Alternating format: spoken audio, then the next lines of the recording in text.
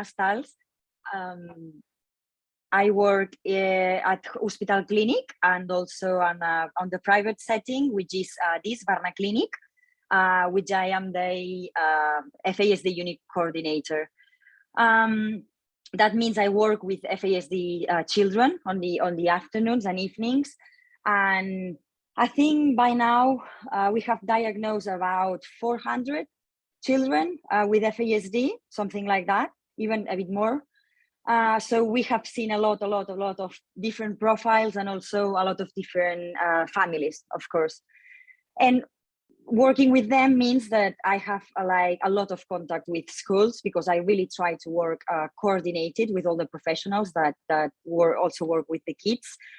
So I think I can give you a bit of an overview on what do we have in Spain related to FASD in schools. Okay, so let's get started. I'm going to talk first of all I'm going to give you a bit of the education profile on FASD children, and that means what can we expect on the classroom? What are the main behaviors, or what are the areas that are quite affected, etc.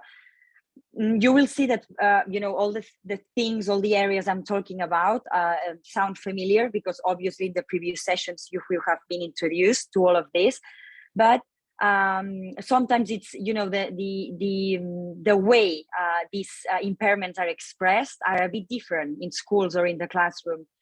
So let's start with the delays on development, like the typically development that everyone expects.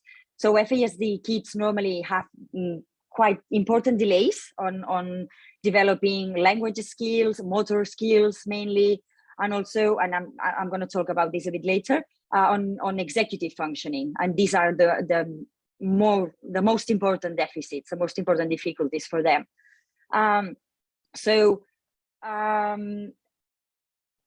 Paired with the executive functioning difficulties, we have the behavioral challenges, which also are very, very, very, how to say, challenging for them, and even also for the environment, and that means family, schools, professionals that work with them, etc. FASD students have a lack of attention, a very, very, very impairment, mainly in focusing attention and keeping the attention on the stimuli. They are also very hyperactive, and that means with very high levels of impulsivity that normally they can be able to sit on a chair for long periods of times, and sometimes even short periods of time. They can have a lot of anxiety, because obviously, they are overstimulated at school, and there are a lot of hours that they have to show all these expected behaviors that they can cope with. And obviously they can show a lot of frustration in these situations.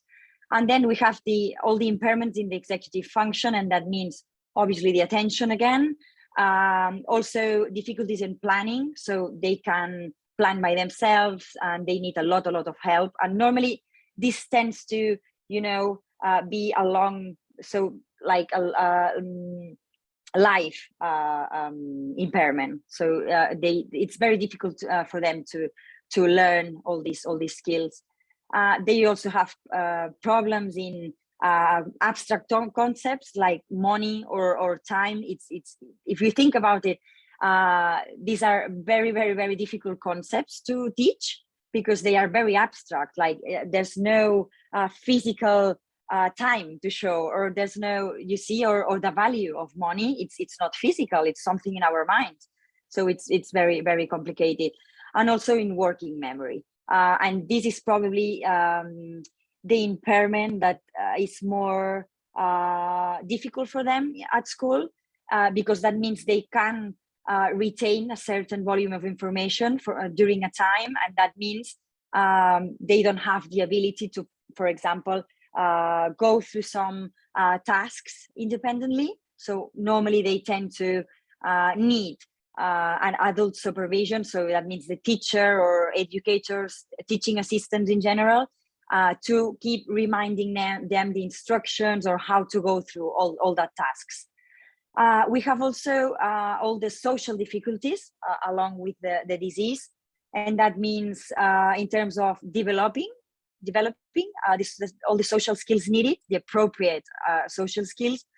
Also, a lot of impairments in theory of mind, so understanding complex language, also sometimes having, empathy, showing empathy towards the others, and also like understanding popular expressions or complicated words, etc. And there's also some of them that's not seen in a lot of them, but they can show inappropriate social behavior. So that means touching the peers or touching the teachers just to get their attention, but sometimes they do it because they don't know how to approach in a more appropriate way. And of course, we've got a lot of learning difficulties. You see, one of the most comorbid, comorbid things with FASD is the academic failure, because they don't fit in ordinary school, and also, they neither fit in special education schools, which obviously makes it a lot more complicated. First of all, they've got a lot of trouble on understanding the cause-effect relation. And that means not understanding the consequences for something they might have done or something they want to do. They can have delays on developing appropriate and obviously taking age into account, appropriate language skills or communication skills in general. So you see, FASD kids, they tend to be very fluent. That means they've got good imitation skills, and they can learn, how to speak themselves, how to answer to certain questions. But when you really try and see what are they trying to say, what are they thinking, you see that conversation or that way of talking is a bit empty. Is in sometimes they don't really understand what they are saying. And that's where the difficulty comes. And that can be very confusing in schools, because obviously if you've got a kid that apparently he's or she's fluent, and that means he's got the language abilities expected for their age, then obviously sometimes you don't think that it might be more a comprehension problem than an expressive problem. But it's what it is. So that's really the main problem I have to work with schools, with the kids I work schools, because sometimes it's very hard for them to understand this, this complex profile and this unstable profile. They also have lack of concentration because of this impairments in executive functioning as well. The compromised short memory time. Also learning maths concepts, because again, maths is a very abstract concept. They've got difficulties with organizing, even not only planning or going through tasks, but also with their own material. So like knowing what to get for the homework, knowing what to put inside their bags, knowing what to do at the beginning of the day when they arrive at school and they have to put their coat on a hanger. Or so this kind of sequence learning, it's very, very difficult for them, for all the previous impairments mentioned, and obviously understanding consequences. So this logical way, for them it's very, very difficult to understand it. It's also very abstract, again. Knowing that you have done something bad, and probably they don't even know they have done something bad. So after they understand that was something bad, they have to understand that a negative consequence will come, and maybe this consequence comes too late, and that means they are not able to remember what they have done and why that situation or that behavior was bad or was not acceptable. So it's very complicated also to give all the feedback and consequences, etc. Then we have also emotional difficulties related to FASD, like obviously lack of self-esteem, because normally they are pointed like the different ones, the lazy ones, and all the negative labels you can think of. They become very, very frustrated because they don't know how to deal with their own emotions, and that means they've got explosive behaviors and can be aggressive. Of course, not all of them, of course, but they can be. And also, we have to think of the secondary conditions, especially normally it's in teenagers and adults, that after a school history with constant academic failure, obviously it's very likely that they develop secondary conditions. That means mental health issues like depressive symptoms, or a lot of anxiety, or other, or even suicidal ideas. And obviously that's something that it needs to be taken care of in school also. They also have trouble on their own adaptive behavior, and that means going through all the different educational stages with a proper adaptation. For them, every change on their life, or every change in their schedules or timetables, it's like dealing with something very big, so they need a lot of anticipation. They need a lot of reminders that something is going to change, and have a lot of support, especially in this, swapping, between these different educational stages. A lot of support. These kids also, because of all this trouble that they are, aware of in school, normally they need a lot of extrinsic motivation. So that needs working with a lot of positive reinforcement in all the ways you can imagine, in order to keep them motivated, and also keeping, their self-esteem, etc. They are, they've got a limited personal autonomy because of the previous thing we said, that they have trouble going through sequences, they have trouble remembering things. So obviously they need, normally they need a lot of supervision, and they are very vulnerable. And what does that mean? Normally, when they are smaller, like up to, from like nursery up to, I don't know, maybe 8-9 years old, that kids are still a bit, a lot innocent, and they don't seem to be aware of that, many differences between them. But obviously from 10 years old up to, when the person is an adult, the rest, the peers, teachers, etc., start to appreciate where the real gaps are in them. So that means normally their equals start isolating them, and sometimes so just laughing at them, and obviously doing things that don't help the person's mental health.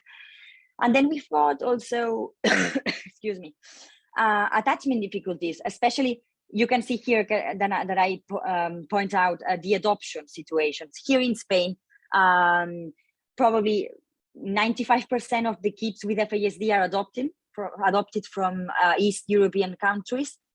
And that means they not also have the FASD, but also, all the abandonment, and, all the private stimuli that they have during their childhood. And that means that sometimes attachments are quite difficult, bonding with parents, with other adoptive parents, and obviously with teachers, peers, etc. So that is something that needs to be pointed out as well in schools. FASD kids can be very, very, very sensitive to external stimuli. So that means maybe if they are in a room where the light is too bright, or there is many noise. So they can also be very reactive to that, and it's quite difficult for the schools to know that can happen if they don't have good teaching or good assessments in FASD, because it is difficult knowing you just see a child in your classroom just having an explosive behavior, or a tantrum. And you don't know why, because apparently nothing happened, right? So apparently maybe he or she was sitting and suddenly, and it's because of that, because their brains get a bit off when they've got all these bad conditions for them. So let's go to the next one now, because I think I've spent many time in this one. So here you see, I think it's this kind of chart has appeared in the previous sessions.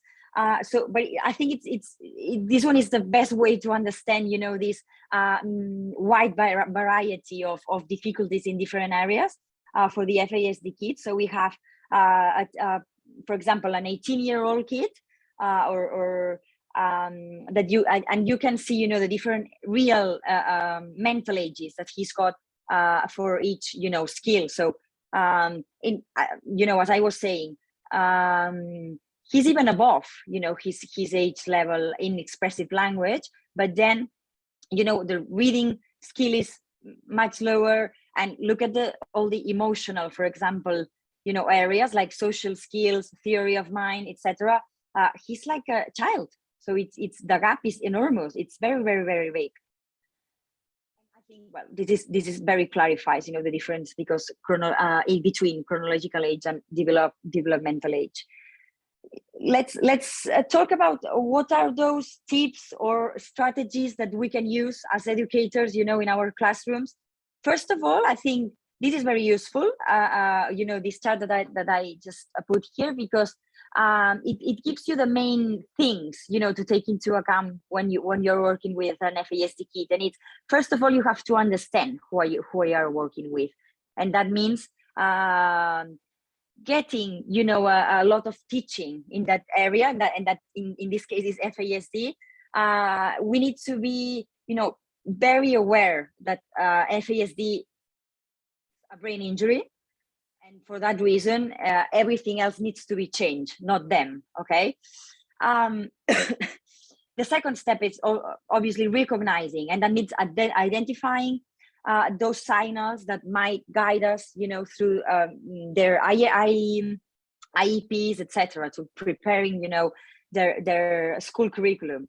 And that means obviously not only knowing, you know, their weaknesses, but also knowing their strengths. I actually would say it is more important the second, working from their strengths and not from the weaknesses. And third, accommodate, and that means setting, you know, putting in place, thinking of all the appropriate strategies and supports that we might think are going to be useful for them. But we don't have to think this about, okay, we do this once at the beginning and it's on forever. No, this needs to be redefined and double checked every time we see something is, you know, it's not adjusting, that the kid is not adjusting or is showing new behaviors. Okay, so all the time we will have to go back to this and think, okay, what is not working now? Okay, and so we define it. Then we have what does it mean that behaviors are symptoms? That we don't have to see you know, these kids or children as I said before, like label them. We really need to avoid that, like he doesn't want to do this because he wants to challenge me, or he's very lazy and he does not want to do it. That's not right. Okay, it's not about not wanting, it's about not being capable of. Okay, so it's something in their brains. Okay, it's an injured brain. So what does that mean? We obviously need to know the neuropsychological profile of that student and know it very, very, very well. So obviously we will need, you know, as mental health professionals here. Knowing what I said before, that the level of expressive language can be even higher than the expected one. That means that's hiding something that probably, you know, in a more comprehensive way, you know, they are not working on the same level. Then that you know, it's a concept that the Americans like designed for FASD, and I think it really defines all FASD itself, which is that they are FASD.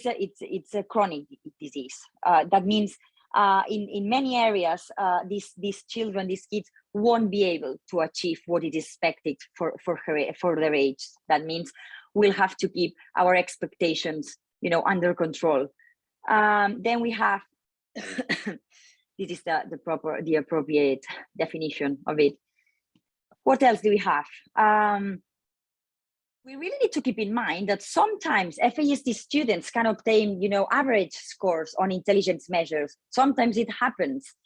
That doesn't mean, oh, okay, it looks that, the intelligence scores are on the average, so no, this kid is okay. No, because probably, if the diagnosis is properly done, they go all through the tests, and neuropsychological batteries, we will find, those areas that really don't mix all together.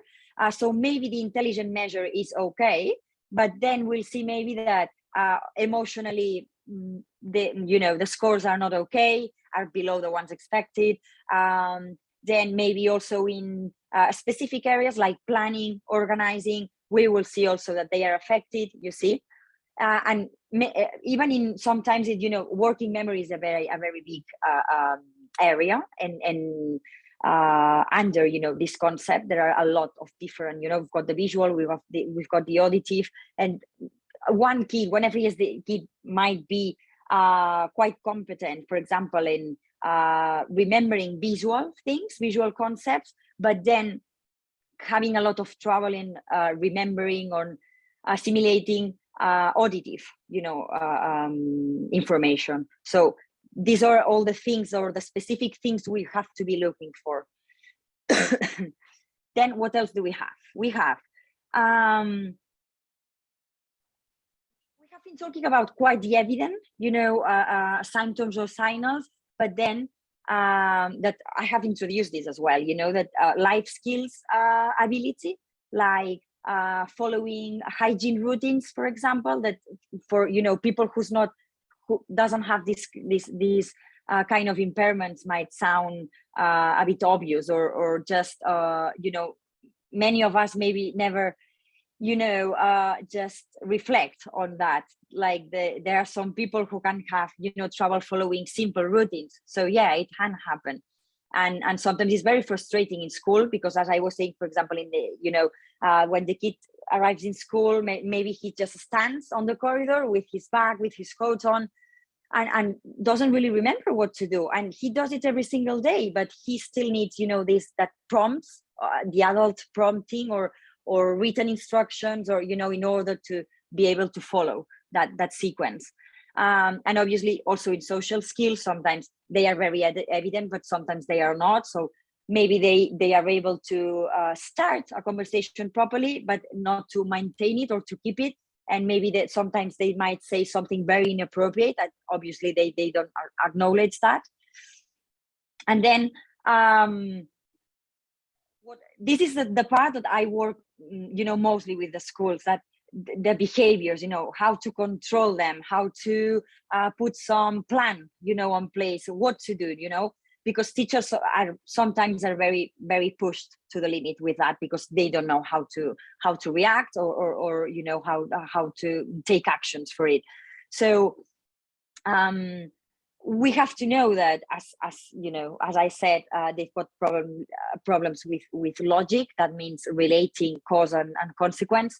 So sometimes the corrective strategies that we normally use, mainly punishment, can be very, very frustrating, and that might be, that explosive behavior to escalate even more. So it's even worse. So both behavioral and cognitive functioning is quite inconsistent, and that means there are days that, for example, depending on how they, how they sleep, how they eat, or what are, what is the external, stimulus, if they feel comfortable, rested, etc. If they are very okay, they might function like the rest of the children. But if any of, their needs is not being, satisfied, or it's not, or they don't feel comfortable at all, in the place they are, or with, with the noise, with the lights, they can have very, different reactions depending on the day. There's this metaphor that Jeff Noble uses quite a lot, that it implies, he compares the FASD brain with a light bulb, and that means it can work great, Sometimes it can work, now it works, now it doesn't work, and sometimes it doesn't work at all. And that's very, very, very similar to what happens with FASD brains. That's very important. And I just created a slide just for this, because it's one of the things that are most most difficult, to work with schools also, because as FASD might not be evident, because we all know that physical signs can be evident, or they can be not. That means there's we have to observe even more the neurological profiles to see that those weaknesses and strengths. That's why FASD is called the invisible disability.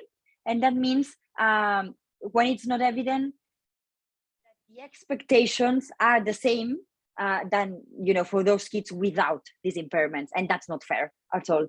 So we also need to take this into account, and obviously work on them. And that means checking and redefining as well the expectations we have towards FASD students. I mean, the main goal is help them achieving their happiness and being, as much as independent that they can be, but obviously, from their abilities and their capacities, not expecting that that's going to be above, or that, because sometimes I speak to some teachers that say, oh, no, I've worked before with kids with a lot of impairments, and I will make him rise, and I will make him, okay, it's not about that. It's not about, asking for lots of effort. It's quite the opposite, right? It's adjusting, our lessons, our actions, our voice even, to what that kid is needing at any moment. And that, again, as I said before, it's a constant, double checking and redefining IEPs mainly. What can we do in schools? To me, what it has been very, very useful, it's handing over some registers, observational registers. So what can we see with registers? We can observe and really identify the triggers, because there are always some triggers that keeps repeating over time. So once we have identified the triggers, we can also work, on the plan after those, triggers appear, or even reduce, the times of those when those triggers appear. Obviously, also in school, it's obviously the perfect place probably to learn social skills, because they are, surrounded by equals. So obviously, just using playground times and, free class times, just to modeling, and showing them these social skills, so practicing via role playings or whatever, modeling appropriate behavior. Obviously, what really worked with them is using different teaching strategies. That means multisensory. So not only, for example, listening mainly, that it's normally the ordinary school, it's more, nowadays it's also visual, but also manipulative, especially with maths, that they can have a really hard time with maths. So being creative, it's the main thing. Obviously, as I repeated many times now, individualized education plan. So having, have it with you all the time, so you can, see what exactly is it meant to be, and we can redefine it, when we see what's working, what is not. So it's something like to have all the time. Of course, also giving support on building self-esteem, because as I said, they go through, they spend a lot of years in schools, and they keep going through academic failures and a lot of stress and anxiety. So obviously it has a huge impact on their self-esteem. And also, as I said as well, educational approaches based on the strengths and not the weaknesses. So only by doing this, we will be facilitating the development of the resilience, which is very, very important for these children, because obviously they feel that they are different, and they need, all a special emphasis on this emotional education. Let's see the strategies that work, right? In terms of the classroom environment, having in place calm zones, and that means it can be in the same classroom, in a different classroom. I think it's better the second way, or at least with the kids I work with, it works, in a better way, having calm zones in different classrooms than the main one. And that means having a safe space, which can have, preferred, elements or objects like cushions, pillows, and books. I don't know, things that are important for them, and they will, and that will help them, on establishing this calm. Then we have also the seats distribution, which is very important because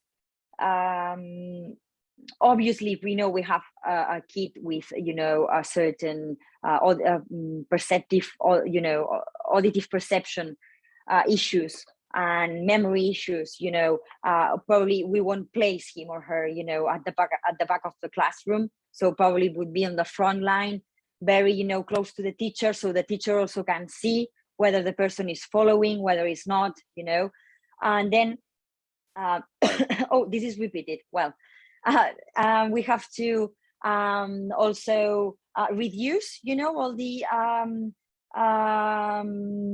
like posters, crafty, work that we have on the walls. So it's better we have nothing on the walls, so the kid can focus on the lesson, because every single and minimum one or very small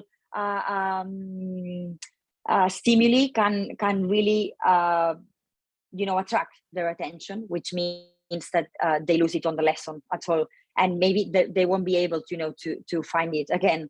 So it's very helpful if we help them, just making a more comfortable environment.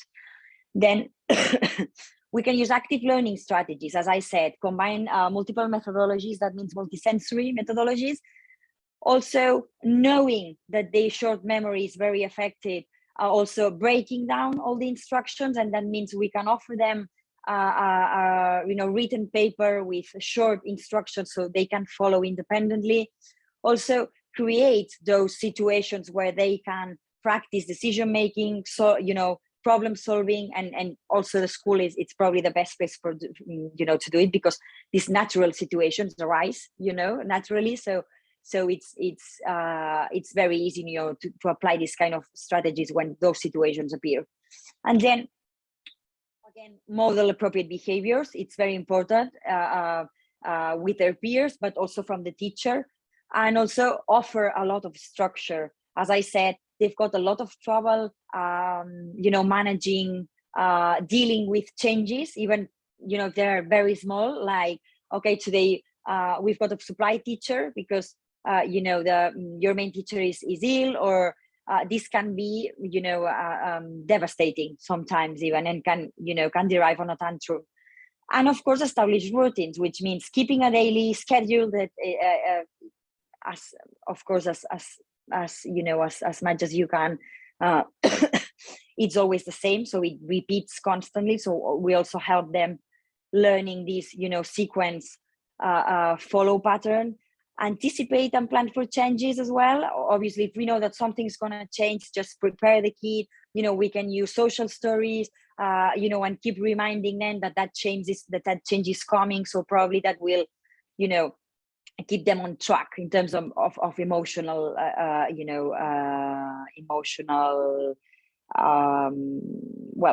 on their, avoiding certain, tantrums or behavioral challenges.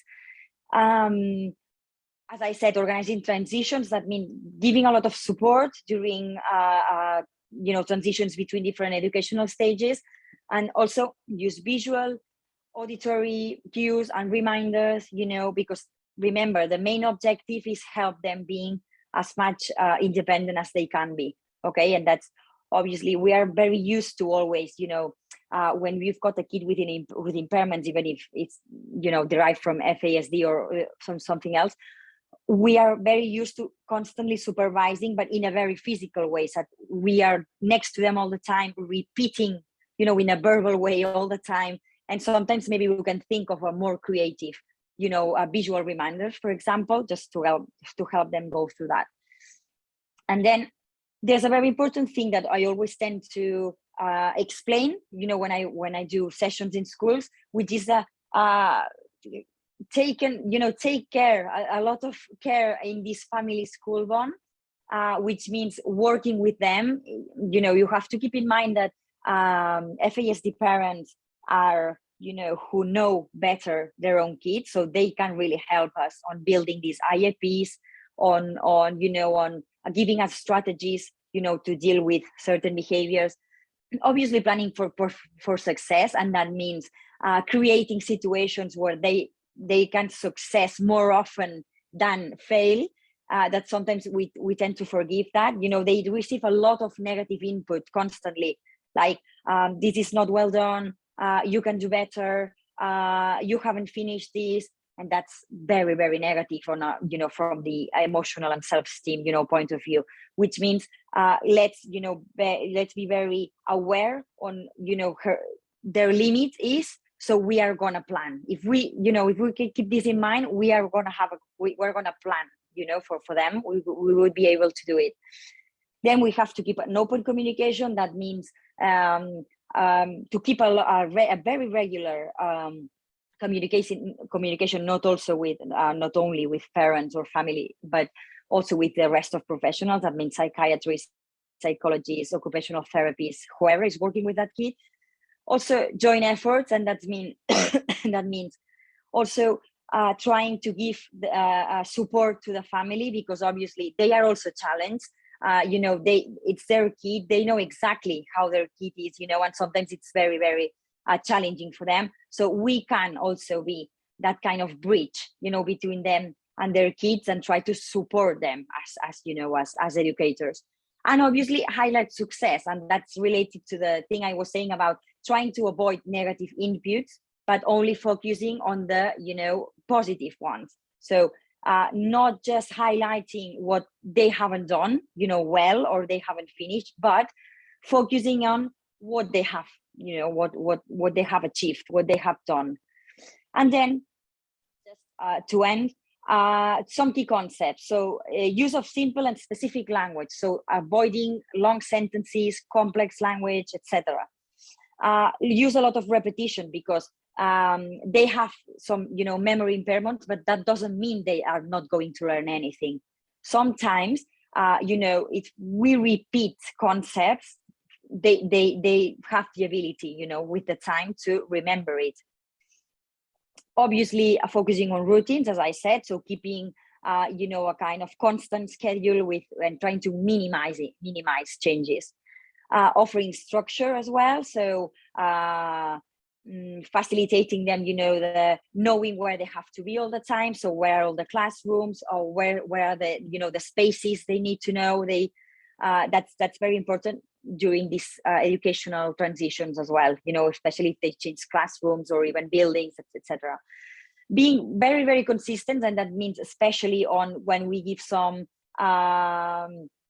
even for the positive reinforcement or for the negative, when we have to deal with consequences, being really consistent, it will be much more helpful, because with the time they will remember that the consequences that derive from a bad behavior.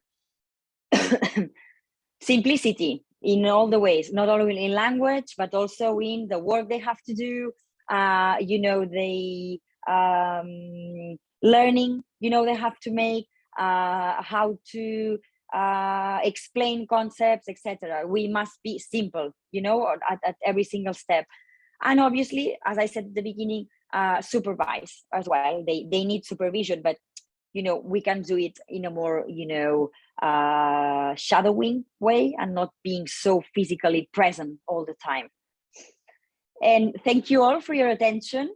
I've put this this is a guide we have written with Oscar Garcia. It's in Spanish, but maybe, I don't know, you can have someone in your teams that knows Spanish and can translate it. It's one guide, but it has a guide for medical staff, for mental health staff, educators, and also families. So I don't know, it might be useful for someone. Thank you very much.